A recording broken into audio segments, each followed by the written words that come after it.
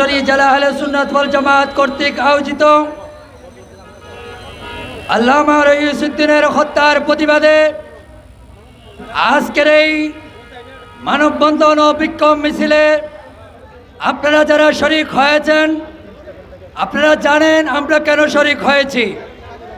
আমরা অল্প সময় অল্প কথায় বলতে চাই, এই শহীদের যেই তালিকা আমরা দেখতে পাচ্ছি, শহীদ লিয়াকত হালিম থেকে শুরু করে আল্লামা নুরুল ইসলাম ফারুকী থেকে শুরু করে আমাদের এবারে 2025 সালে এসে আল্লামা রইসউদ্দিনের শাহাদাতের মাধ্যমে আমাদেরকে জানান দিতে চাই এই শহীদের তালিকা আরো দীর্ঘ হওয়ার সম্ভাবনা আছে। এই হত্যার বিচার চাই, আপনারা একমত কিনা? বিশেষ করে যখন তাকে পুলিশ অ্যারেস্ট করে হাজতে নিয়ে যাচ্ছে, ওই কুলাঙ্গার সীমার পুলিশ শহীদ আল্লামা রইসউদ্দিনের সাথে সেই দিন ইমাম হুসাইনের সাথে কারবালার প্রান্তরে সীমার যে আচরণ করেছে, আল্লামা রইসউদ্দিনের সাথে ওই কুলাঙ্গার পুলিশ একই আচরণ করেছে। তার মুখে পানি নিয়ে এক বিন্দু পানি তাকে পান করতে দেয় নাই।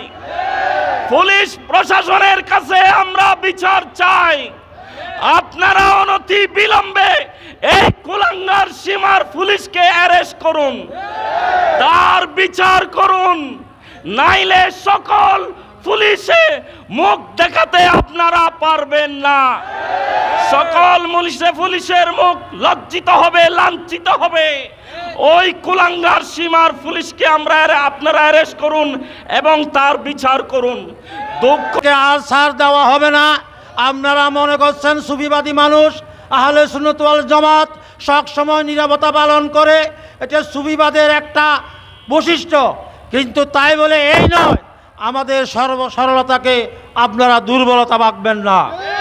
আমরা 26 তারিখ জানান দিয়েছি, রাজধানীর বুকে সুন্নিয়তের পক্ষে আমরা সবাই এক এবং অভিন্ন।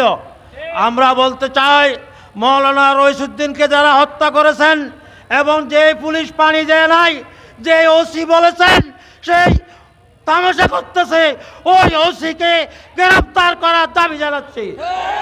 ওই ওসিকে চাকরিচ্যুত করে তাকে অনতিবিলম্বে গ্রেফতার করতে হবে।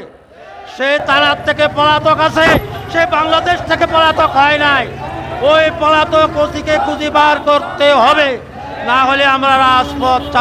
স্বরাষ্ট্র উপদেষ্টা মহোদয়কে বলতে চাই, আপনি যদি আজকে দিনের মধ্যে এদেরকে গ্রেফতার না করেন